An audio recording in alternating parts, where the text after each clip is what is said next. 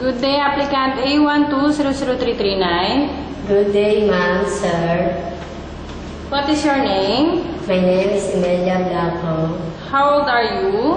27 years old, What is your height? 153, What is your weight? 59 kilos, What is your marital status? single parents, What is your religion? Catholic, Do you have any experience in abroad?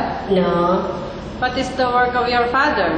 none, What is the work of your mother? none, How many brothers and sisters do you have? one sister, How many children do you have? 2, What is your educational background? high school graduate, Do you scare of dog? no, Are you willing to work in a house without your private room? English, yes, Do you accept to have your holiday arranged by your employer? yes, Are you willing to work on your holiday with extra pay if necessary? yes, Why do you want to work in Hong Kong? because of my better future, Do you have any experience of taking care of newborn baby? no, yes, Do you know how to cook Chinese food? no, better I'm willing to learn.